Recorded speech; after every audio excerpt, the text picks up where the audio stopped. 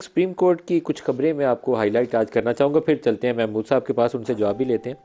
General Parvez Musharraf के वाला मामला था और वो जो कोर्ट कॉन्स्टिट्यूट हुई थी उसके ऊपर लाहौर हाई कोर्ट के एक फैसले ने उस अमल को रोका था। वो केस चल रहा है कोर्ट ने। आज सवाल जवाब जब हुए तो 3 नवंबर और 12 अक्टूबर, 3 नवंबर वो था जब जजेस को उन्होंने बंद कर दिया और घर भेज दिया, और 12 अक्टूबर वो था जब नवाज शरीफ की हुकूमत गिराई गई।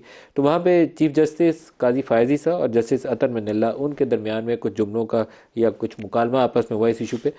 जस्टिस अतर मिल्ला ने कहा कि माजी की बात करें तो मुशर्रफ ने आइन तोड़ा, असम्बलियाँ तोड़ी, इस अदालत ने रास्ता दिया। सुप्रीम कोर्ट के ऊपर वो कह रहे हैं हमें तारीख से सबक सीखना और सिखाना चाहिए। काजी साहब ने आगे से जवाब दिया तारीख यह है कि ताकतवर के जाने के बाद फैसले आते हैं। मुशर्रफ मार्शल्लाह को कानूनी कहने वाले जजेस भी का भी ट्रायल होना चाहिए। ये बड़ी पावरफुल स्टेटमेंट है कि वो जजेस जिन्होंने मुशर्रफ के मार्शल्लाह को जायज़ करार दिया था उनका ट्रायल होना चाहिए। कौम बनना है तो माजी देख कर मुस्तकबिल को ठीक करना पड़ेगा। सज़ा और जजा ऊपर भी जाएगी।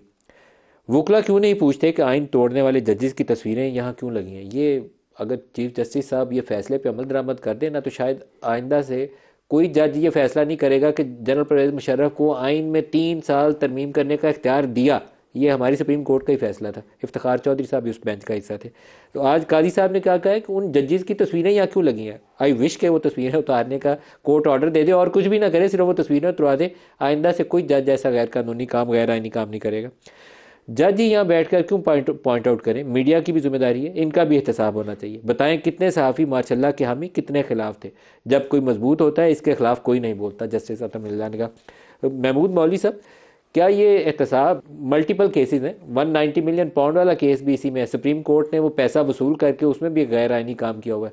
460 अरब की डील बैरिया की करके वो भी गैर आइनी काम किया हुआ है। मुशर्रफ के मार्शल्लाह को राह मार करके वो भी गैर आइनी काम किया हुआ है। क्या इसके ऊपर एहतसाब हो सकता है पाकिस्तान में या नहीं हो सकता। देखिए, बदकिस्मती से जो है ना इसके ऊपर एहतसाब ना कभी हुआ है ना होगा। उसकी वजह कि हर इदारे का एहतसाब हो जाता है और उसके ऊपर तनकीद भी होती है। मिसाल के हिसाब से पॉलिटिकल पार्टीज़ पॉलिटिशियंस के ऊपर बड़े इल्ज़ामात भी रखते हैं, उनके एहतसाब भी होते हैं। फ़ौज का भी जो ऊपर इल्ज़ामात लगते हैं उनके यहाँ भी एहतसाब हो जाता है। आप ब्यूरोक्रेसी में भी एहतसाब हो जाता है। ये अदालती जो है जो मैं कहूँगा लोग, इनका कभी एहतसाब होता ही नहीं है और ना होने देंगे। उसकी वजह कि इस मुल्क की मैं कहूँगा कि तबाही के ज़िम्मेवार जो है ना, और मैं ओपनली कहूँगा, बुरा लगे अच्छा, अदालतें अगर सही हो जाए ना तो ये मुल्क तबाही इस देश पे नहीं होता। आप ये देखें ना, हम क्या बात करते हैं, इंसाफ है ही नहीं, कानून है नहीं।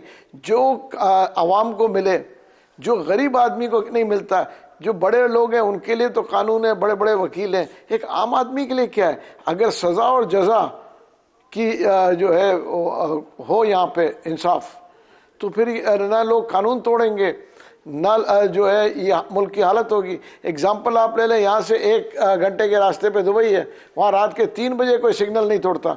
यहाँ दोपहर के 3 बजे लोग सिग्नल तोड़ते हैं, पुलिस वाला खड़ा है, उनको पता है कुछ होना ही नहीं है। कोई सज़ा और जजा का तो निज़ाम ही नहीं है इधर। और जब तक सज़ा जजा का निज़ाम नहीं होगा, हम क्या एक्सपेक्ट करते हैं, ये कौम कहाँ से सही होगी।